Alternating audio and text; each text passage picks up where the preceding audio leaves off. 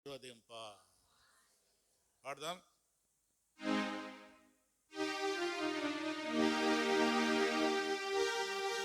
కల్వారి గిరిలోనా ఇనుప మేకులతో ప్రభువాని దేహమును సిలువపై నెక్కించి పడండి. కల్వారి గిరిలోనా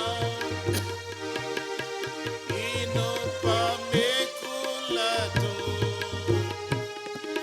ప్రభువాని దేహమును సిలువపై నెక్కించిరి.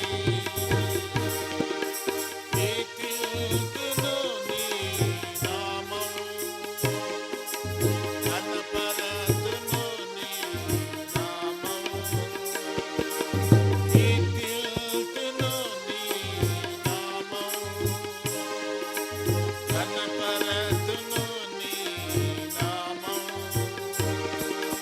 ఓ మా ప్రభువా, రమ్ము ఈవులతో మమ్ము ఆశీర్వదింపా. ఓ మా ప్రభువా, రమ్ము ఈవులతో మమ్ము ఆశీర్వదింపా. యేసు నామం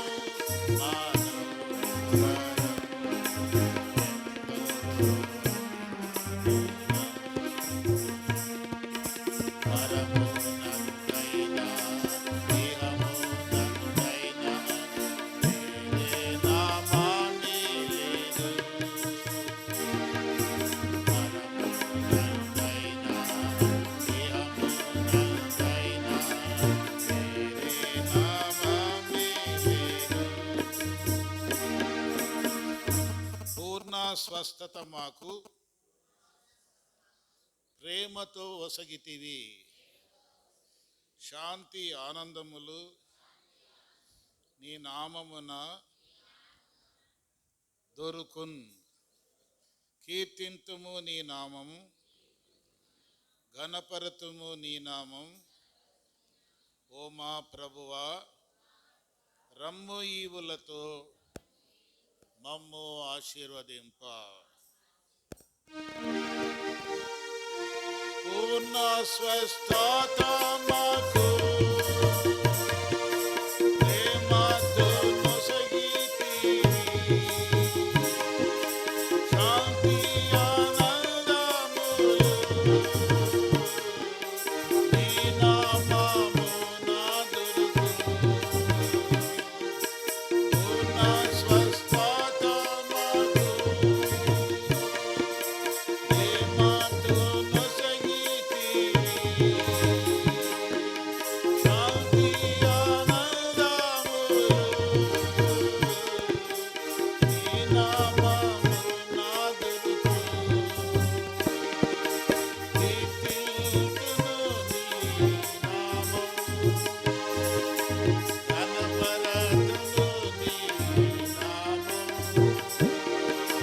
కీర్తింతును నీ నామము, ఘనపరతును నీ నామము. ఓ మా ప్రభువా, రమ్ము ఈవులతో మమ్ము ఆశీర్వదింపా.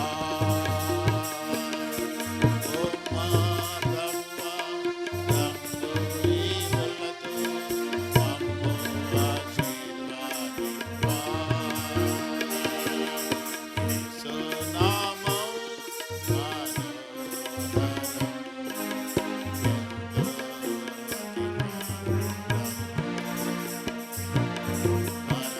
పరమునందైనా ఇహమునందైనా వేరే నామాన్ని లేదు.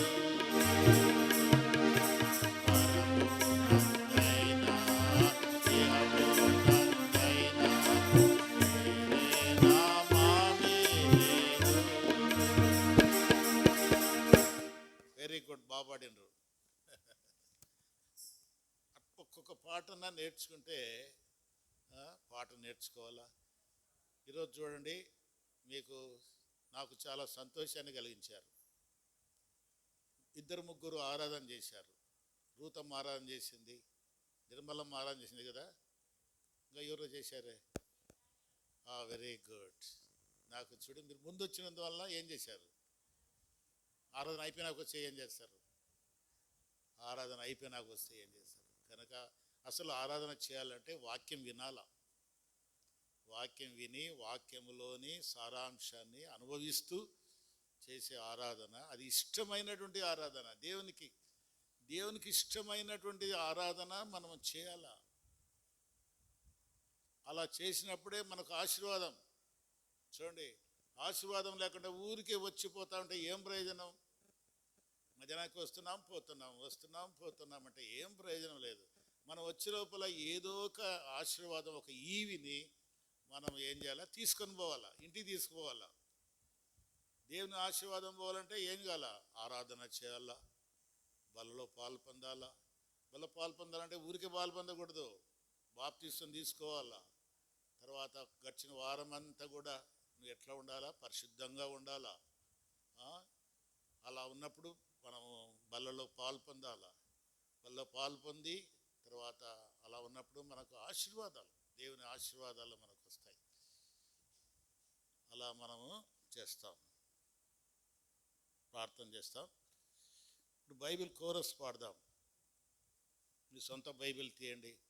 బైబిల్ లేని వాళ్ళు ఎవరైనా వచ్చారా? బైబిల్ ఉండాలి ఖచ్చితంగా. ప్రతి ఒక్కరి చేతిలో బైబిల్ ఉండాలి. వెరీ గుడ్, చాలా సంతోషం. Very good, very good, very good. ప్రతి ఒక్కరి చేతిలో బైబిల్ ఉండాలి. పలకండి, పఠింప శ్రేష్ఠ గ్రంథము బైబిలు. పఠింప శ్రేష్ఠ గ్రంథము బైబిలు.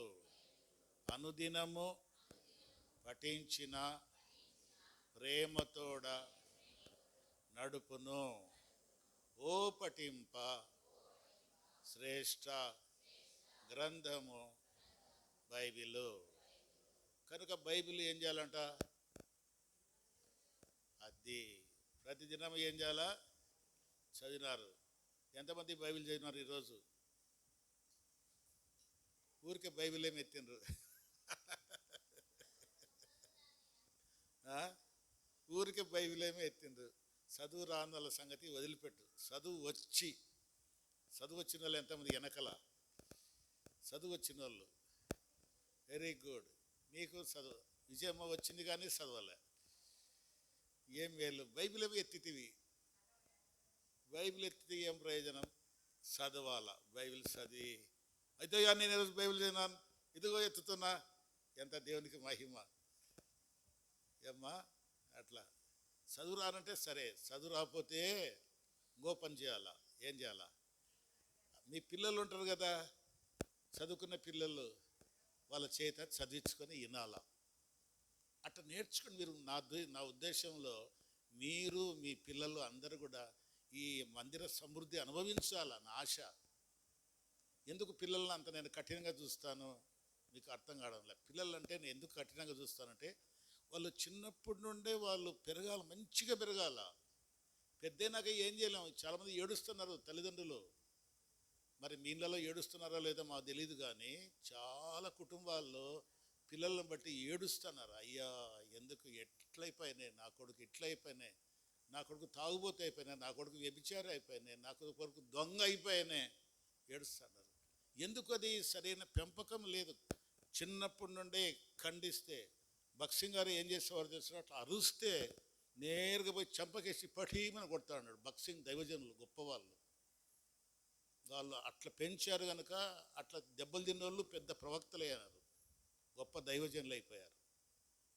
కనుక మీ క్షేమము మా ఉద్దేశం అంతా ఏమిటంటే, మీరు మేలు పొందాల. ఈ సమృద్ధి, ఈ దేవుని సమృద్ధి అంతా మీరు ఏం చేయాలా?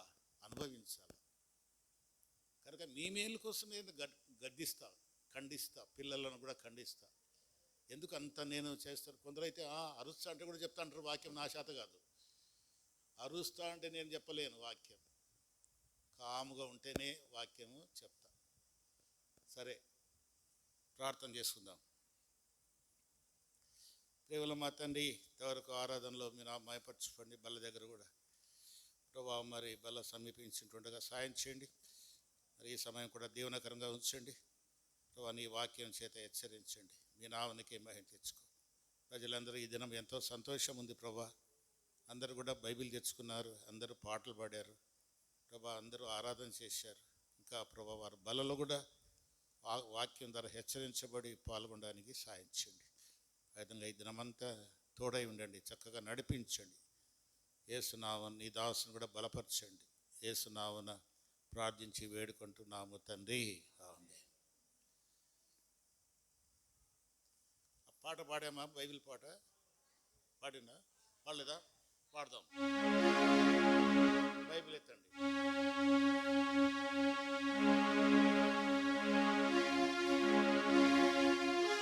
పఠింప శ్రేష్ఠ గ్రంథము బైబిల్, పఠింప శ్రేష్ఠ గ్రంథము బైబిల్, అనుదినం పఠించిన ప్రేమ తోడ నడుపును. ఓ పఠింప శ్రేష్ఠ గ్రంథము బైబిల్, పఠింప శ్రేష్ఠ గ్రంథము బైబిల్,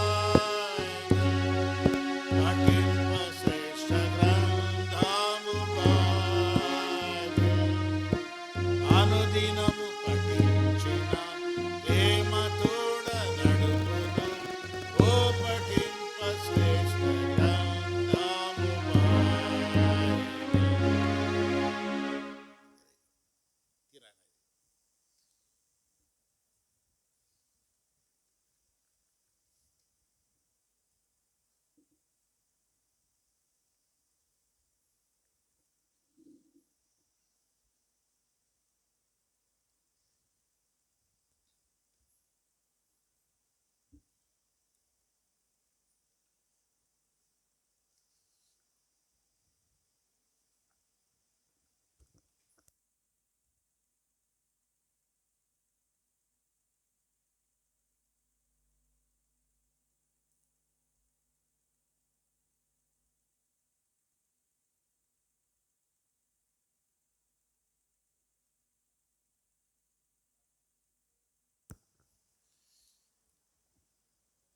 ప్రార్థన చేస్తామండి. ప్రేమ కలిగిన మా పరలోక తండ్రి, ఇంతవరకు ఆరాధనలో నేను మయపరచబడినందుకే వందనం. తిరిగి బలలో ప్రవేశించక పూర్వం ఈ వాక్యం ద్వారా మేము హెచ్చరించబడి ప్రభా తండ్రి యోగ్యులుగా చేయబడి అందులో పాల్పడడానికి సాయం చేయండి. కొద్ది మాటలు దీవించి ఆశించండి. యేసునామమున ప్రార్థించి వేడుకుంటున్నాము తండ్రి, ఆమేన్.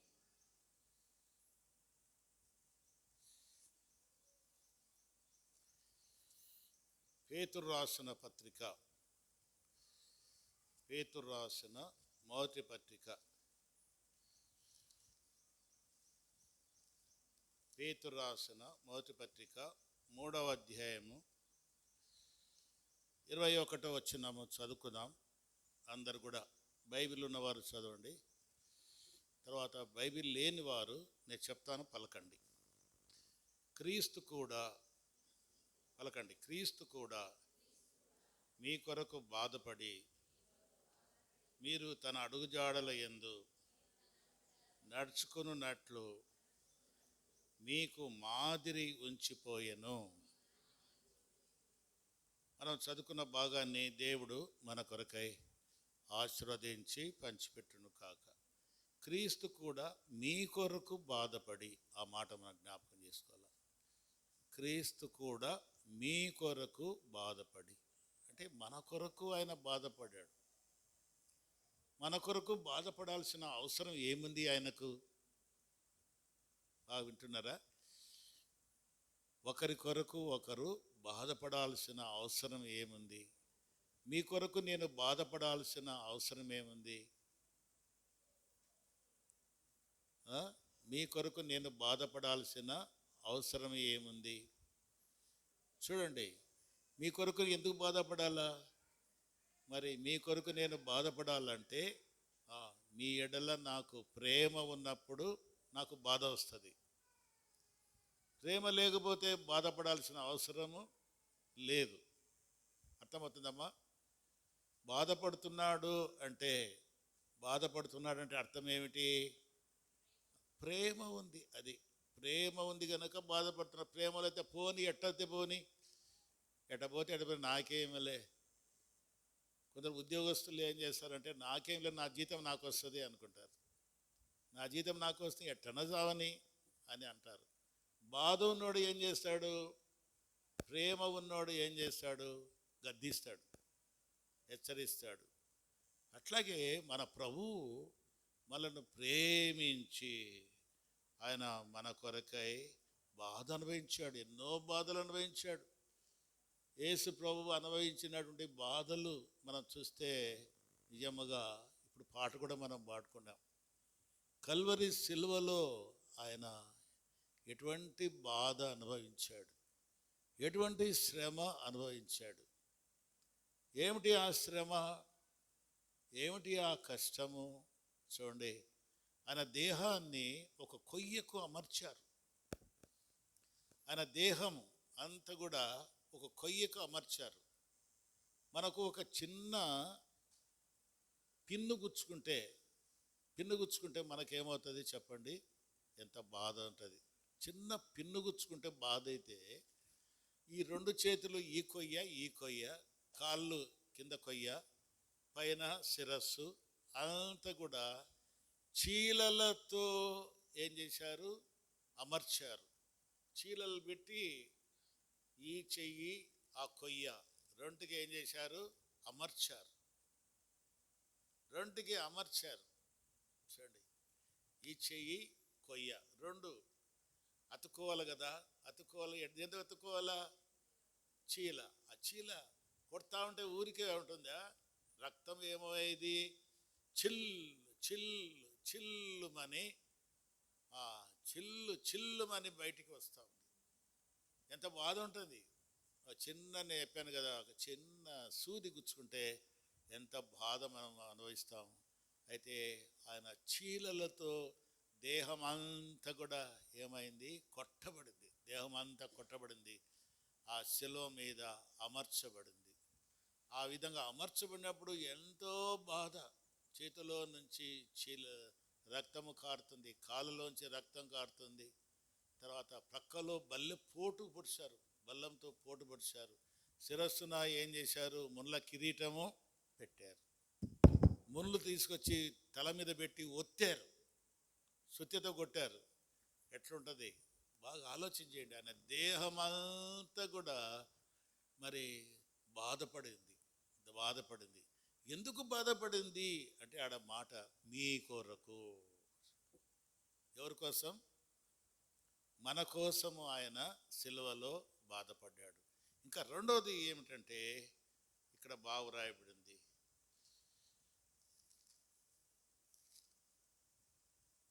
క్రీస్తు మీ కొరకు బాధపడి మనము తన అడుగుజాడలలో నడుచుకున్నట్లు ఆయన మాదిరి ఉంచిపోయాడు. మన కొరకు బాధపడమే కాదు, ఇంకా ఆయన ఉద్దేశం ఏమిటంటే మనము ఆయన అడుగుజాడలలో నడుచుట. మనము నడవాలా. ఎట్లా నడవాలా? ఆయన అడుగుజాడల్లో నడచాల. ఆయన ఎట్లా నడిచాడో అట్లా మనము కూడా నడవాలా. అది ఎందుకు నడవాలా? ఆయన నడిచాడు. ఆయన నడిచిన మార్గాలు ఎటువంటివి? పరిశుద్ధమైనటువంటి మార్గాలు. మనము పరిశుద్ధమైన మార్గాలు నడిచినప్పుడే మనకు పరలోకం. బాగా గుర్తుపెట్టుకోండి, మనము పరిశుద్ధమైన మార్గాలు నడిచినప్పుడే పరలోకం. మనము పాప మార్గాలు నడిస్తే నరకం. అది రెండున్నాయి. పరిశుద్ధమైన మార్గాల్లో నడిస్తే అంటే ఆయన నడిచిన మార్గాల్లో మనము నడిస్తే పరలోక రాజ్యంలో ప్రవేశిస్తాం. మన జీవితము కూడా ఎలా ఉంటుంది? మంచిగా ఉంటుంది, క్షేమముగా ఉంటుంది. మంచి మార్గాలు అంటాం. మంచి మార్గాలు, చెడు మార్గాలు మీకు తెలుసు చెడు మార్గాలంటే ఇంకా చెప్పాల్సిన అవసరము లేదు. మంచి మార్గాల్లో మనం నడవాలా. తర్వాత చెడు మార్గాల్లో నడవకూడదు.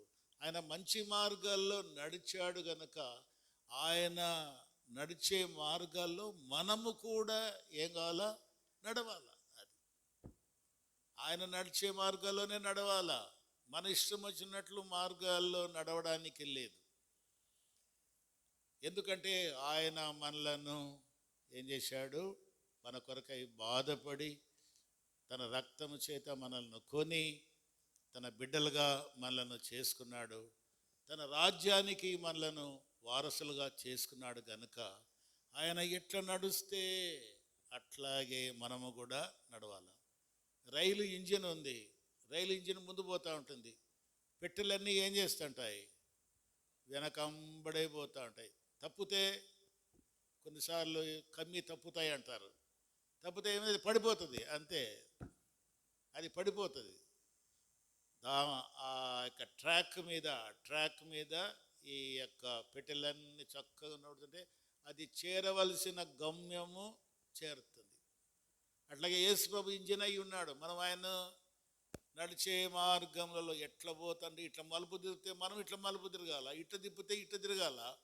అట్లా మనం తిరుగుతే పోతే చేరవలసిన గమ్యం చేరుతాము. మనం పక్క పోతే పడిపోతాం, గమ్యము చేరలేము. చూడండి, గమ్యము చేరలేము. కనుక ఆయన నడిచిన మార్గంలో నడవడానికి ఆయన ఏం చేశాడు అంటే, అరే మీరు నడవండియా అని ఊరికి చెప్పలే. ఆయన నడుస్తూ ఇదిగో నేను మాదిరి ఉంచాను, ఇదిగో ఇదే మార్గంలో నడవండి అని ఆయన మనకు మాదిరి ఉంచాడు. అది ఎగ్జాంపుల్. ఇంగ్లీష్లో ఏమంటారంటే ఎగ్జాంపుల్ అంటారు. ఆయన నడిచాడు, మార్గాన్ని చూపించాడు.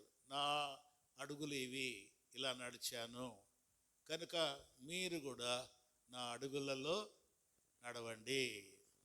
ఇప్పుడు మనకు మార్గం చూపిస్తే ఏం చేస్తాము?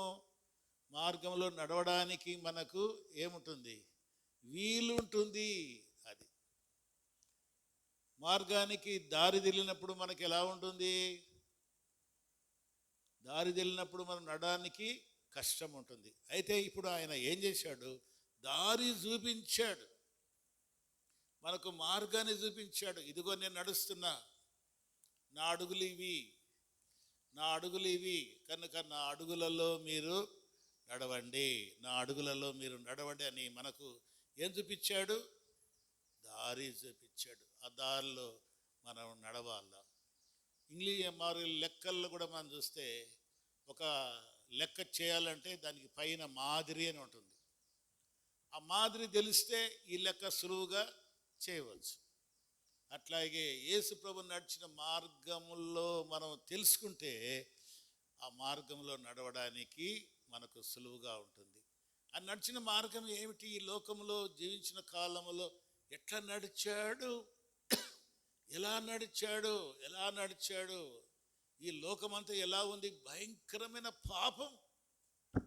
పాపముతో నిండిన ఈ లోకములో ఎట్లా జీవించాడు అంటే, మొట్టమొదటిగా ఆ నడిచిన మార్గము ఇక్కడ రాయబడింది చూడండి. 22వ వచనం ఎవరన్నా చదువుతారా? 22వ వచనము, మొదటి పేతురు రాసిన పత్రిక 3వ అధ్యాయము. ఆయన పాపము చేయలేదు, ఆయన నోట ఏ కపటము. చూడండి, ఆత్మీయమైన నడక ఇది.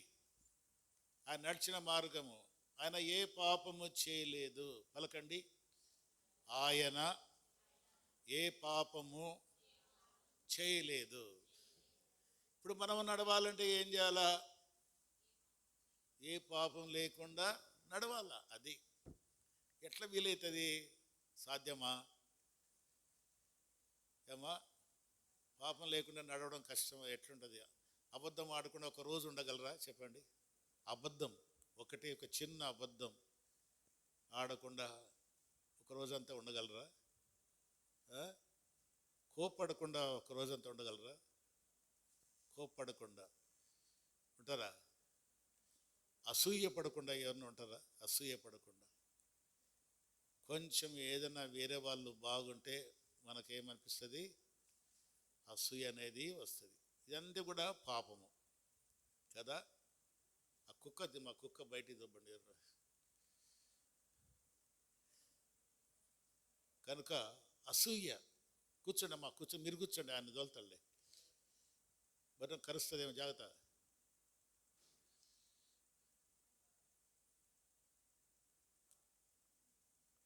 ఇది సాధ్యమా అంటే ఇది సాధ్యం. ఎవరికి సాధ్యమో అది మన జ్ఞాపకం చేస్తారు. ఆయనకు సాధ్యము, ఆయన యందు విశ్వాసం ఉంచిన వారికి సాధ్యం. చూడండి ఇక్కడ ఏం వాక్యం సెలవిస్తుందా అంటే, మొదటి యోహాను పత్రిక 3వ అధ్యాయము, మొదటి యోహాను పత్రిక 3వ అధ్యాయము 9వ వచనం. ఇక్కడ వాక్యం సెలవిస్తాను చూడండి. దేవుని మూలముగా పుట్టిన ప్రతివానిలో బీజము నిలుచును గనుక వాడు పాపము చేయడు. వాడు దేవుని మూలముగా పుట్టినవాడు గనుక పాపము చేయ జాలడు.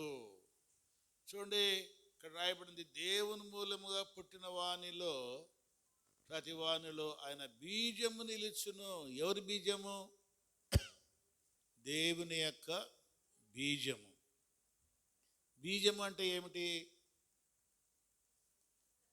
విత్తనం. బీజం అంటే అమ్మా విత్తనము. ఏ విత్తనం వేస్తే దానికి సంబంధించిన మొక్కే మొలుస్తుంది కదా. యాప విత్తనం ఉంది. యాప విత్తనం వేస్తే ఏమవుతుంది? యాప చెట్టు. తర్వాత మామిడి విత్తనం ఉంది. మామిడి విత్తనం వేస్తే మామిడి చెట్టే. అంతే. మామిడి చెట్టు విత్తనం వేస్తే యాప చెట్టు మొలుస్తుందా? మొలుస్తుంది. కనుక దేవుని బీజము రాయబడింది. దేవుని బీజము వారిలో నిలుచును గనుక వాడు పాపము చేయడు. దేవుని మూలముగా పుట్టినవాడు, దేవుని మూలముగా పుట్టిన వానిలో, బాగా వినండి, దేవుని మూలముగా పుట్టిన వానిలో దేవుని బీజము నిలుచును గనుక వాడు పాపం చేయడు. దేవుని మూలంగా పుట్టింటే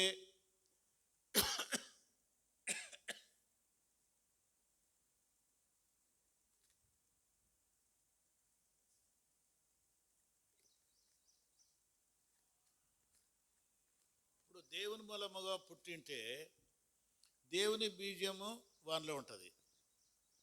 దేవుని మూలంగా పుట్టుకుంటే దేవుని బీజము వానిలో ఉండదు. యేసు ప్రభువులో కూడా దేవుని బీజం ఉంది.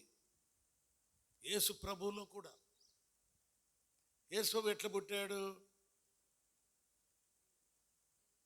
దేవుని మూలము. ఎట్లా పుట్టాడు? కన్యక గాబ్రియల్ దూత ప్రత్యక్షమైంది. అమ్మా నువ్వు గర్భవతి అంటే, నేను ఎట్లా గర్భవతిని?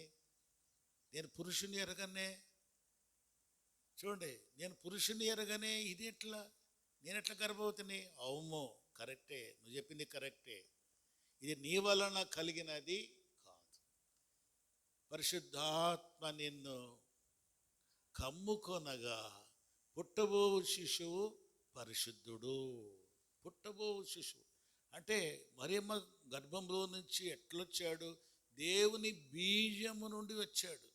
దేవుని రూట్ అట్లొచ్చాడు. అందుకే ఆయనలో పాపం లేదు. చెప్పాను కదా, మామిడి చెడు విత్తనం వేస్తే మామిడి విత్తనమే. అట్లాగే దేవుని మూలముగా యేసు ప్రభు ఈ లోకంలో వచ్చాడు. మూలము దేవుడు, బ్యాక్గ్రౌండ్ దేవుడు, దేవుని మూలములో నుండి వచ్చాడు. ఆయన జన్మ పవిత్రమైన జన్మ, పరిశుద్ధమైన జన్మ. ఆయన పరిశుద్ధుడు, ఏ పాపము చేయలేదు. ఆయన జీవించిన కాలంలో 33.5 సంవత్సరాల్లో ఆయన ఎక్కడ పాపము చేయలేదు. పాపం లేనివాడుగా జీవించాడు. ఇప్పుడు మనం కూడా ఏం చేయాలా? పాపం లేని వారిగా మనము జీవించాలంటే మనము కూడా ఏం చేయాలా? దేవుని మూలముగా పుట్టాలి. దేవుని మూలముగా పుట్టాలా. ఇప్పుడు మనం పుట్టిన జన్మ ఏమిటి? శరీర సంబంధమైన జన్మ, స్త్రీ పురుషుల కలయిక వల్ల కలిగిన జన్మ. ఇప్పుడు మనం జన్మించింది ప్రతి తల్లిదండ్రులు వారి కలయిక వల్ల మరి ఏమైనామో మనము పుట్టాం, అంతేనా? ప్రతి ఒక్కరు ఎవరైనా సరే తల్లిదండ్రులు వారి యొక్క కలయిక వల్ల పుట్టాం. అయితే యేసుప్రభు అట్ట పుట్టలే. పరిశుద్ధాత్మ యోసేపు మరియమ్మల ద్వారా కలిగిన జన్మ కాదు యేసుప్రభుది. అది ప్రత్యేకమైనటువంటి జన్మ దేవుని వల్ల. ఇప్పుడు మనము కూడా ఏం కాదా? మనం పాపం చేయకుండా ఉండాలంటే దేవుని జన్మ కావాలా, ఇంకొక జన్మ కావాలా. ఇంకొక జన్మ కావాలంటే మళ్ళీ పుట్టడం అని కాదు దాని అర్థము. యోహాను సువార్త చూడండి, యోహాను సువార్త 3వ అధ్యాయం. యోహాను సువార్త 3వ అధ్యాయము 3వ వచనం చదవాలా, మీరే చదవాలా. అందుకు యేసు నీతో ఒకడు కొత్తగా జన్మించితేనే గాని, కొత్తగా జన్మించితేనే గాని, కొత్త జన్మ. కొత్త జన్మ అంటే ఇప్పుడు మనం జన్మించిన జన్మ పాత జన్మ. మనం ఎప్పుడో జన్మించాం కదా, ఎప్పుడో జన్మించాం. అది ఇప్పుడు మళ్ళీ నీకు జన్మ కావాలి. వృద్ధాప్యమైన నేను, నాకు 74 సంవత్సరాలు. తర్వాత శారమ్మకు కూడా ఎంత ఉంటుందో మరి, ఆమె కూడా ముసలామే. ఇప్పుడు ఆమె కూడా జన్మించాలా. ఎట జన్మించాలా? క్రొత్తగా అని ఉంది. క్రొత్త అనే దాని మీద పైన 1 అని ఉంది. దాని కింద చూస్తే పైనుండి అంటాడు. పైనుండి అంటే పైనుండి వచ్చిన వాడు ఎవరు? యేసుప్రభు. యేసుప్రభు ద్వారా జన్మ. అది యేసుప్రభు ద్వారా వచ్చే జన్మ, ఆదాము ద్వారా వచ్చేటువంటి జన్మ. ఆదాము ద్వారా వచ్చే జన్మలో ఏముంది? పాపం ఉంది. యేసుప్రభు పైనుండి వచ్చిన వాడు. యేసుప్రభులో పాపం లేదు. పాపం లేని ద్వారా కలిగే జన్మ, పాపము కలిగిన వాని ద్వారా కలిగే జన్మ. ఇది ప్రకృతి సంబంధించిన జన్మ, శరీర సంబంధించిన జన్మ. మరి యేసుక్రీస్తు నుండి కలిగిన జన్మ పరిశుద్ధమైనటువంటి జన్మ, పాపము లేని జన్మ. యేసుక్రీస్తు ద్వారా మళ్ళీ ఇంకొక జన్మ జన్మించాలి మనం. అందుకే ఒకడు కొత్తగా జన్మించితేనే కానీ, కొత్తగా జన్మించి. అందుకే మనం ఏమంటుంటాం? మారు మనసు పొందావయ్యా, మారు మనసు పొందారా అంటాం. మారు మనసు పొందంటే ఇప్పుడు మనసు పోవాలా. కాగా ఎవడేనను క్రీస్తునందున ఎడలవాడు నూతన సృష్టి. పాతవి పాతవి పోవాలా. కొత్త జన్మ, కొత్త వాడుగా, ముసలాయన కొత్తగా ముఖంలో ప్రకాశము రావాలా, వెలుగు రావాలా. పాత స్వభావం అంతా పోవాలా, పాత అలవాట్లన్నీ పోవాలా. పాత అలవాట్లు ఈ శరీరం సంబంధించినవి. మన హృదయంలో ఏమున్నవి? మార్క్స్ వార్త చూడండి. మార్క్స్ వార్త 7వ అధ్యాయము, 21వ వచనం నుండి. మార్క్స్ వార్త లోపల నుండి అనగా మనుషుల హృదయంలో నుండి దురాలోచనలను, జారత్వములను, దొంగతనమును, నరహత్యలను, వ్యభిచారములను, లోభములను, చెడుతనములను, కృత్రిమమును, కామవికారమును, మత్సరమును, దేవదూషణయు, అహంభావమును, అవివేకమును వచ్చును. ఈ చెడ్డవన్నీయు లోపల నుండియే బయలు వెళ్ళి మనుష్యుని అపవిత్రపరచును ఆయన చెప్పారు. ఈ చెడ్డవని ఎక్కడున్నాయి ఏమ్మా? లోపలే ఉన్నాయి, మన శరీరంలో ఉన్నాయి, లోపల నుండే ఉన్నాయి. చెడ్డవన్నీ చెడ్డయి, మంచివి. మంచి అనేది ఎట్లా వస్తుంది? యేసు ప్రభు మనకు సాదృశ్యం. యేసు ప్రభులో మంచి ఉంది. మరి ఆయన ద్వారా కలిగే జన్మ ఉన్నప్పుడు ఆయన క్రియలే మనం చేస్తాం. అది యేసు ప్రభు జీవించిన జీవితం మనం జీవిస్తాం. ఆయన ద్వారా మనం జన్మిస్తే, ఆయన ద్వారా మనం జీవించడం అంటే ఆయనను మనం ఏం చేయాలా? యోహాను సువార్త 1వ అధ్యాయము 12వ వచనములో రాయబడింది, తను ఎందరు అంగీకరించిరో వారికందరికీ అనగా ఆయన నామమునందు ఎవరోడు కూర్చో, అట్లా కూర్చో. తను ఎందరు అంగీకరించిరో వారికందరికీ అనగా తన నామమునందు విశ్వాసం ఉంచు వారికి దేవుని పిల్లలగుటకు ఆయన అధికారము అనుగ్రహించును. దేవుని పిల్లలు ఎట్లా దేవుని పిల్లలం అవుతున్నాం? ఎట్లయినా బీజం మనలోనికి వస్తూ ఉంది. అది ఆయనను అంగీకరించుట, ఆయన యందు విశ్వాసం ఉంచుట. అది ఇంకా నీకు బాగా అర్థం కావాలంటే ఆయన రక్తము చేత కడగబడుట, పరిశుద్ధినిగా ఆయన రక్తము చేత కడగబడితే చాలు. ఆయన రక్తము నీలోనికి వస్తే చాలు, నీ జీవితం మారుతుంది. రక్తస్రావం గల స్త్రీ 12 ఏళ్ళ నుండి రక్తస్రావం కదా, 12 సంవత్సరాల నుండి రక్తస్రావంతో బాధపడుతూ వచ్చింది. మరి యేసు ప్రభు చెంగు ముట్టింది, అంతే, వస్త్రపు చెంగు ముట్టింది. వస్త్రపు చెంగు ముట్టిన వెంటనే యేసు యొక్క ప్రభావము ఆమెలోనికి పోయింది. అంటే 12 ఏళ్ళ నుంచి కారుతా ఉన్నటువంటి ఆ రక్తము టక్కన ఆగిపోయింది. అంటే ఆ రక్తంలో ఏముంది? అంతే, స్వస్థపరిచి ఆగిపోయింది. 12 ఏళ్ళ నుండి కారుతా ఉన్నటువంటి రక్తము టక్కన ఆగిపోయింది. అట్లాగే కొన్ని ఏళ్ళ నుండి పాపం చేస్తున్నటువంటి నీవు యేసు ప్రభు రక్తము చేత కడగడిపోతే టక్కన ఆగిపోతుంది. అది సరైన సత్యం. మనం ఏమంటాము? నేను రక్షణ పొందాను, నేను పాపాలు ఒప్పుకున్నాను అంటున్నాము, కానీ బుద్ధి మారలే. మీరేమన్నా అనుకోండి, ఇంకా ఈ బోలే ఇవన్నీ అసూయ పోయిందా? కొట్లాటలు పోయినాయా? పోయిందా? ఎవరో చెప్తారా నాలో పోయింది అని? చెప్తారా? చెప్పలేరు, ఎవరు చెప్పలేరు. కష్టం. పోవాలా. నిజంగా దేవుని బీజము, విత్తనము యేసు ప్రభును నువ్వు అంగీకరించిన వాడు, నిజముగా అంగీకరించిన వాడవైతే నువ్వు కొత్త వానివిగా చేయబడతావు. మనస్సు మారిపోతుంది. పాత అలవాట్లు ఉండవు, పాత స్వభావం చేయవు, పాత స్వభావము ఉండదు.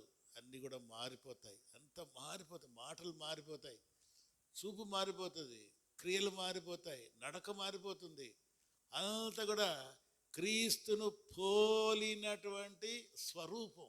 అది క్రీస్తును పోలినటువంటి స్వరూపంలోనికి మనం మార్చబడాలా. పరలోకం అంటే ఊరికి వస్తుందా అనుకుంటున్నావు? ఊరికి వస్తుందని ఎప్పటికి రాదు. ఆయన పోలికగా మనము చేయబడాలి. ఆయన మనస్సు మనము కలిగి ఉండాలి. ఆయన మనస్సు మనం, ఆయన పాపం లేదు అంటే పాపం లేదు అంటే మనం కూడా పాపం లేకుండా చేయాలి. పాపం లేదు అంటే దానికైతే ముందు దానికి ఆపోజిట్ ఏమిటంటే ప్రేమ కలిగి మనము ఉండాలి. ప్రేమ ఆ ప్రేమ అనేటువంటి మాట 2 అక్షరాలు. ఆ 2 అక్షరాల్లో ఎన్ని అర్థాలు ఉన్నాయంటే అన్ని అర్థాలు ఉన్నాయి. ఎక్కడున్నాయి? కొరింథీయులకు రాసిన మొదటి పత్రిక 13వ అధ్యాయం 13వ అధ్యాయము 4వ చూడండి, నేను చదువుతాను చూడండి, బాగా వినండి మీరు. ప్రేమ దీర్ఘకాలము సహించును, దయ చూపించును, ప్రేమ మత్సరపడదు, ప్రేమ డంబముగా ప్రవర్తింపదు, అది ఉప్పొంగదు, అమర్యాదగా నడవదు, స్వప్రయోజనమును విచారించుకొనదు, త్వరగా కోపపడదు, అపకారమును మనస్సులో ఉంచుకొనదు, దుర్నీతి విషయమై సంతోషపడక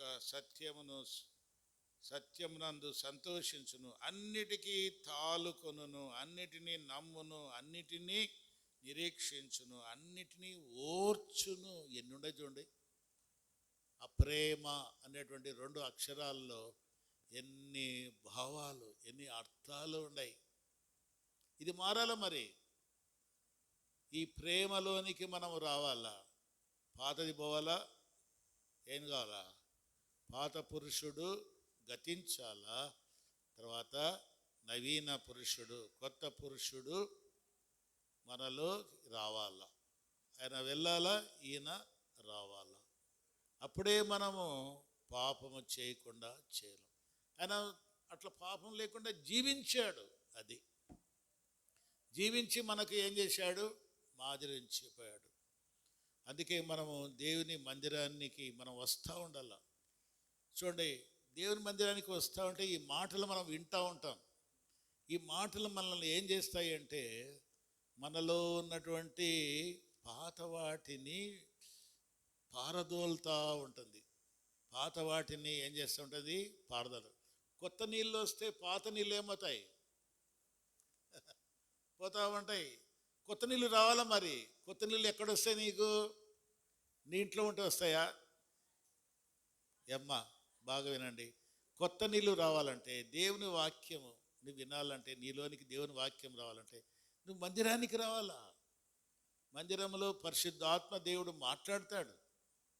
ఆయన వాక్యం జీవము, అది బ్రతికిస్తుంది, పాపాన్ని చూపిస్తూ ఉంది, తర్వాత ఖండిస్తుంది, బుద్ధి చెప్తుంది, చాలా ఉన్నాయి.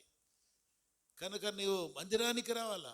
మందిరాన్ని ప్రేమించి మందిరానికి వస్తూ ఉంటే అంతా కూడా మారుతా మారుతా మారుతా మారుతా మారుతా మారుతా ఒక దినాన ఏమవుతావు?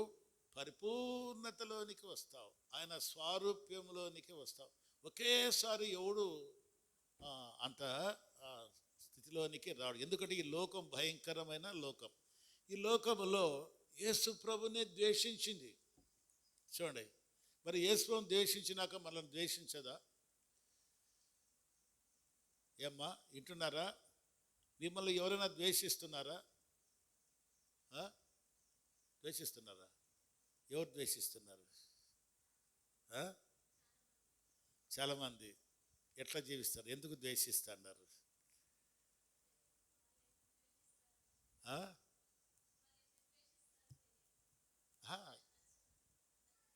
ఎందుకు ద్వేషిస్తారు? గట్టిగిన పల్లె.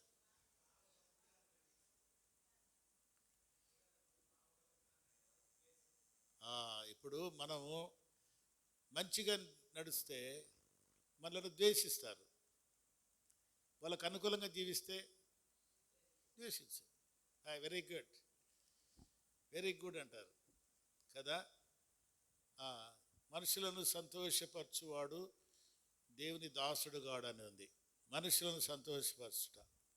చూడండి, నిన్ను సంతోషపరచాలంటే, ఇప్పుడు మహిమను నేను సంతోషపరచాలంటే మహిమ చెప్పిన మాట వినాల.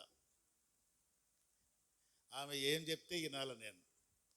ఆమె ఏం చెప్పింది అనుకోండి, అయ్యా కోడికి 3 కాళ్ళు అనేది అనుకో, నేనేమనాలా? కోడికి 3 కాళ్ళే అమ్మ. కోడికి అయ్యా కోడికి 3 కాళ్ళు. అవునమ్మా మహిమ, నిజమే అమ్మా, కోడికి 3 కాళ్ళు. లేదమ్మా కోడికి 2 కాళ్ళు అంటే వచ్చా. ఏంది వచ్చా? ద్వేషం వచ్చా.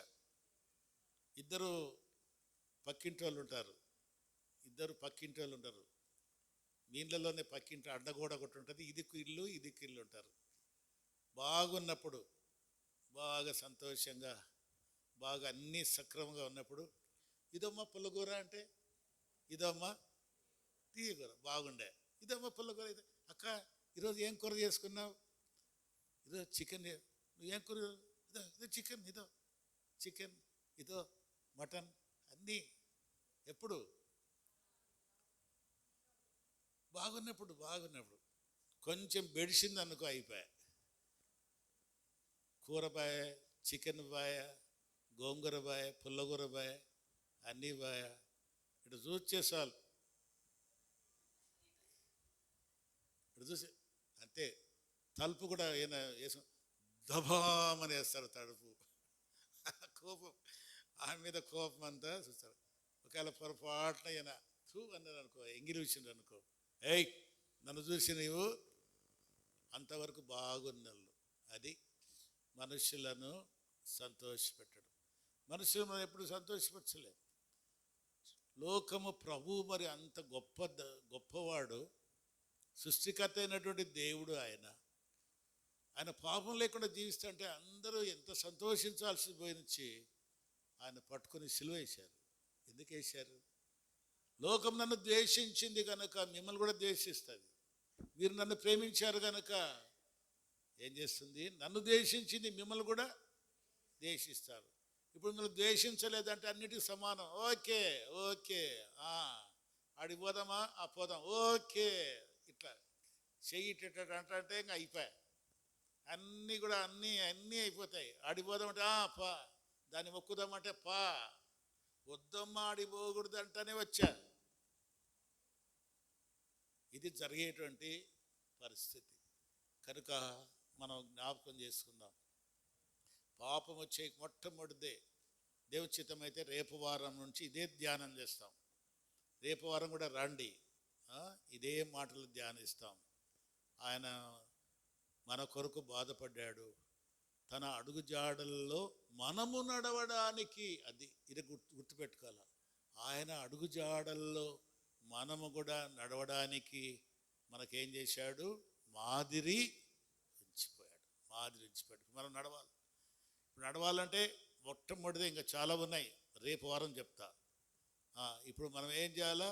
ఆయన పాపం లేకుండా జీవించాడు కనుక మనము కూడా పాపం లేకుండా జీవించాలంటే ఆయన మూలముగా మనము జన్మించాలా. ఆయన బీజము మనలో ఉండాలా. అర్థమైందా? ఈరోజు పాఠం రేపు మళ్ళీ అడుగుతా. నేను రేపు వారం వచ్చినప్పుడు మళ్ళీ అడుగుతా. ఆయన బీజము, ఆయన విత్తనము ఎవరిలో ఉంటుందో ఆయన నడిచినట్లే వాడు నడుస్తాడు. ఏ అక్క అయినా, ఏ చెల్లెలైనా, ఎవరైనా ఆయన బీజము ఎవరిలో ఉంటుందో వారు ఏం చేస్తారు? పాపం లేకుండా చేస్తారు. ఇప్పుడు మనం పాపం చేస్తున్నామంటే ఎట్లా ప్రభువా? నేను పాపం చేస్తున్నాను కనుక నీ బీజము నాలో లేదు, నీ స్వభావము నాలో లేదు. ప్రార్థన చేయాలా, ప్రభువా నన్ను జ్ఞాపకం చేసుకో. నేను కూడా పాపం లేకుండా జీవించాలా, మోసం చేయకుండా జీవించాలా, అన్యాయం లేకుండా జీవించాలా. ప్రభువా నాకు సహాయం చేయి, ప్రభువా నాకు సహాయం చేయి, ప్రభువా నాకు సహాయం చేయని దీన మనస్సుతో మనం ప్రార్థన చేస్తే దేవుడు మనకు సహాయం చేస్తాడు. కొన్నిసార్లు మనం అనుకుంటాం ఇది సాధ్యమా, కష్టమేమో అని. ఇది సాధ్యమా అంటే దేవునికి అసాధ్యమంటూ ఏది లేదు. ఆయన ఏదైనా సాధ్యపరుస్తాడు. కనుక మనం కూడా బల్లలో ప్రవేశించక మునుపు నేనేం చేస్తున్నా? ఇంకా పాపాన్ని చేస్తున్నానా? విశ్వాసినని పేరు పెట్టుకొని, అది చూడు ఎంత మోసమో. విశ్వాసినని పేరు పెట్టుకొని, దేవుని బిడ్డనని పేరు పెట్టుకొని నేను మోసం చేస్తున్నా. క్షమించు ప్రభువా, ఇక నుంచి నేను మరి నిన్ను అంగీకరించినట్లుగా, నీ రక్తం చేత కడగబడినట్లుగా నాకు సహాయం చేయి అని మనము ప్రార్థన చేసుకొని బల్లలో మనము పాల్పొందాం.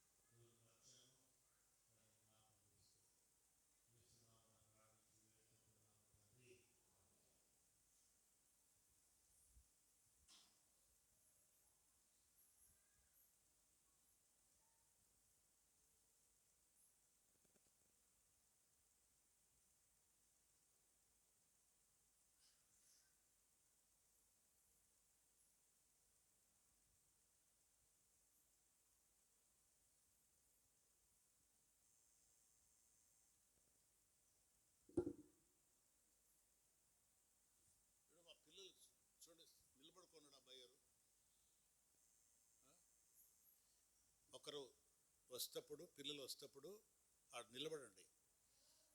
జయరాజు కానీ ఎవరైనా ఇద్దరు నిలబడి క్రమేణా గబగబా పరిగెత్తనీయకుండా ఈ గేట్లో ఒకరు, అక్కడ ఒకరు ఉండండి. మగ పిల్లలకు, ఆడపిల్లలను ఆడపిల్లలు.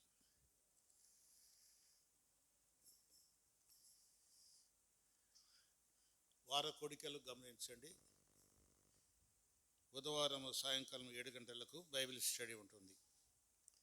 శుక్రవారం సాయంకాలం 7 గంటలకు చర్చ్ ప్రేయర్ ఉంటుంది, సంఘ ప్రార్థన.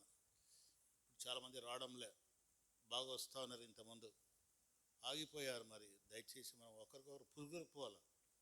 వార కోడికలు కూడా మీరు వస్తే కదా వార కోడికలు జరిగేది. మీరు రాకపోతే ఎట్లా జరుగుతాయి? కనుక నా గుండా వార కోడిక ఆగిపోకూడదు. అట్లా తీర్మానం చేసుకోవాలి. ప్రతి ఒక్కరూ మీరు వస్తూ ఉంటే వార కోడికలు జరుగుతాయి, ప్రార్థన జరుగుతుంది. ప్రార్థన అంటే అందరి కోసం ప్రార్థన చేస్తాం, మీ క్షేమం కోసమే ప్రార్థన చేస్తాం. తర్వాత శనివారం సాయంకాలం అంటే మధ్యాహ్నం 2 గంటలకు స్త్రీల కూడిక ఉంటుంది. ఆదివారము ఆరాధన 10 గంటలకు ఉంటుంది. ప్రతి కూడి కొరకై భారంగా ప్రార్థన చేయండి. అలాగే వంట చేసేవారు కుమారి రాహిల్, ఎవరైనా మేము వంట చేస్తామంటే వారు కూడా పేరు ఇవ్వచ్చు. ఈ వారం మేము చేస్తాము అంటే వారిని కూడా వాడుకుంటాం. ఎవరైనా ఉన్నారా అట్టోళ్ళు వంట చేసేవాళ్ళు? లేరా? సరే. మందిరాన్ని శుభ్రపరచువారు సుహాసిని, సుజాత, సుశీల, శాంతి, కల్పన. వీళ్ళు చేపలు వేవారు విన్నీ, ఇమానియలు, తేరాసు. తర్వాత ఇప్పుడు భోజనం అయిన తర్వాత బ్రదర్స్ ఉండాలా, ఎందుకంటే సండే స్కూల్ కొరకై మనము అన్నీ తెప్పించాం. రేకులు, తర్వాత పైపులు అన్నీ తెప్పించాము. ఈరోజు పైపులు ఫిక్స్ చేస్తే రేపు రేకులు వేసుకుంటాం. కనుక పైపులు ఫిక్స్ చేయడానికి కొంచెం బ్రదర్స్, యవనస్తులు, వృద్ధులు కాదు, యవనస్తులు ఉంటే అందరం కలిసి 1 గంట 2 గంటలు పని చేసుకొని పోతాం. ఎవరుంటారు చెప్పండి, చేతులు ఎత్తండి. రావాలా అందరికీ భారం. ఏం దానియేలు నువ్వు రావుండవా? నువ్వు పోతావా? నువ్వు సరే. ఎవరైనా ఉండేవారు ఉంటే మనం మార్కయ్య వాళ్ళు వస్తానే అది పూర్తి చేస్తాము. రేపు మనం చేస్తాం. వార కోట్లన్నింటి కొరకై భారంగా ప్రార్థన చేయండి. ప్రతి కోటికి రావడానికి ప్రయత్నం చేయండి. లేచి మనం పాట పాడుకుంటూ కానుకలు అర్పిస్తాం.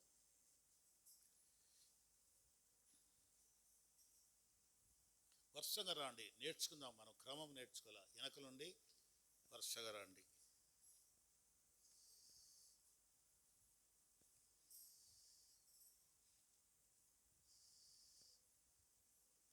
నూట 94వ పాట. అమ్మ వెళ్ళొద్దు.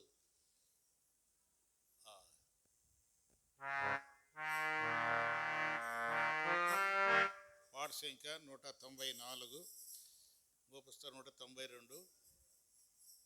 ఈ పాట పాడుకుంటూ కానుకలు మనము అర్పిస్తాం. ప్రియుడా పాప విమోచకుడా ప్రభు యేసు, ప్రియుడా పాప విమోచకుడా ప్రభు యేసు, నా ప్రాణమును కాపాడి నూతన బలము సగి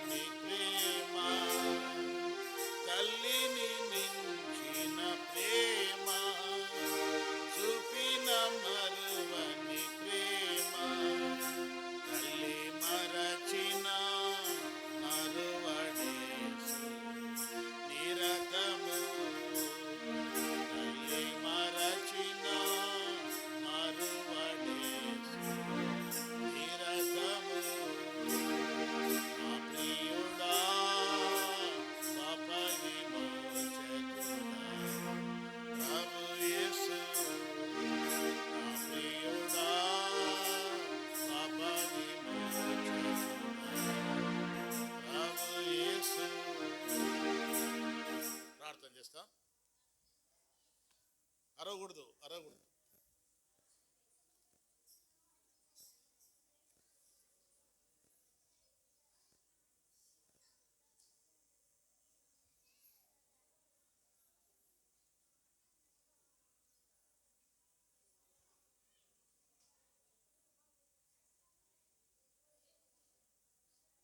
అరవకూడదు.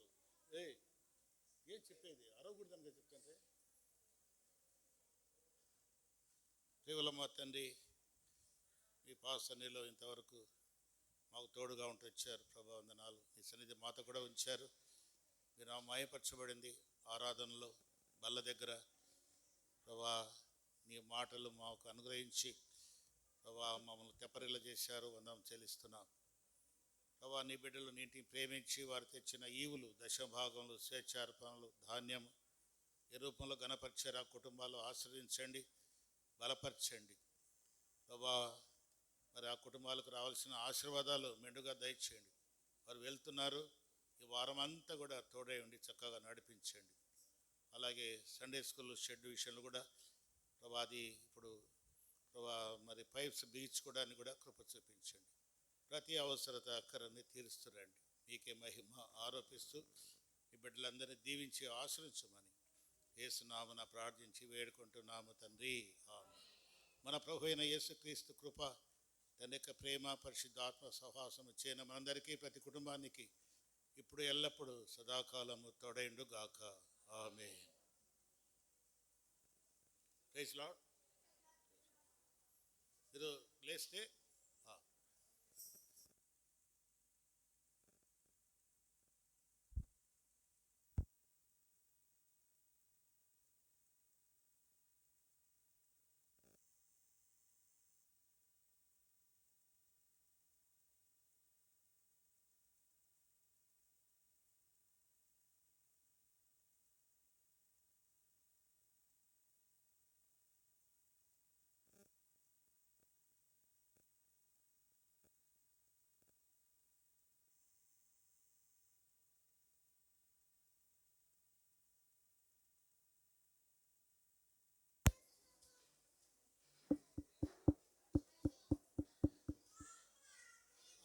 పిల్లలు పిల్లలు లేయండి, చాపలు తీయండి, చాపలు తీయండి,